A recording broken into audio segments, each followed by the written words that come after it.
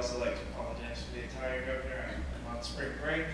And we had a lovely day and aren't going to comment today, so I'm going to be shaking a little bit because You look great. Take your time.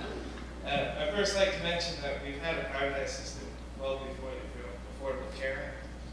And so, just a quick conversation topic, would you think we would be having this conversation right now if it was never passed? If the Affordable Care Act? Yes, because the pressure that is placed on the states will be discussing health care and its reforms and trying to reach out to citizens and cut down costs and everything if we didn't even have the pressure on Arkansas. And then secondly, to what extent are we currently, and then are we, through your plan, going to reduce the gap of people who are too poor to be under the program, or the gap of people who usually their income does not allow them to be covered by the program? Having been in the NHS in the UK, everyone there was covered, and so my family didn't have to worry about that. In Florida, they denied the Affordable Care Expansion. My family are caught between that gap.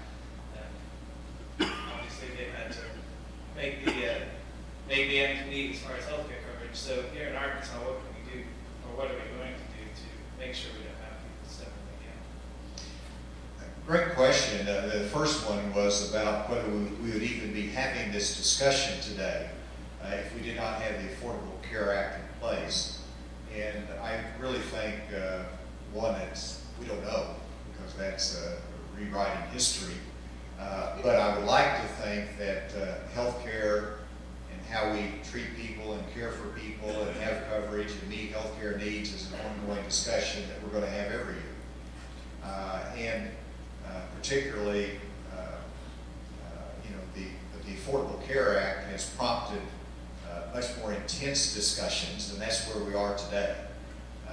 And then the second part of your question is about the gaps in coverage, and there's, and I'll let somebody correct me if I'm wrong, but we have everyone covered that are blind and disabled, the aged, in the traditional Medicaid.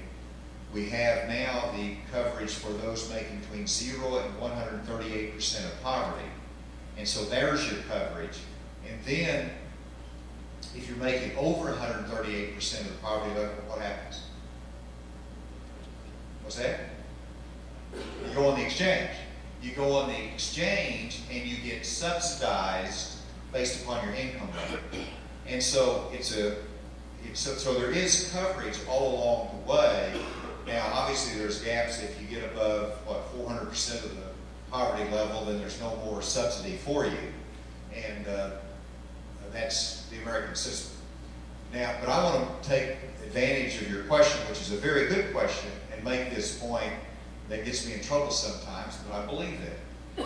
And that is that because of the difficulty of the Affordable Care Act, because of the Supreme Court decision, the choices we have, if we did away with Medicaid expansion, what do you got left? You've got that person, if you imagine in your mind, who is the waiter in the diner, the waitress in the diner, that makes the federal poverty level and living on tips and got a couple of kids at home, who for the first time has health insurance because of a private option and she's working. If we eliminate and cut it off and don't vote to do anything, she loses her coverage, right?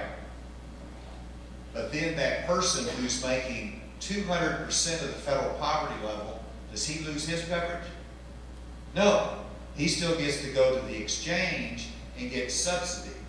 Now, there's a little bit of a fairness concern for me, because I do not feel right as a governor to say we're going to be in a state that willingly cuts off those with the lower income, but we're going to continue to subsidize the higher income levels with taxpayers' money.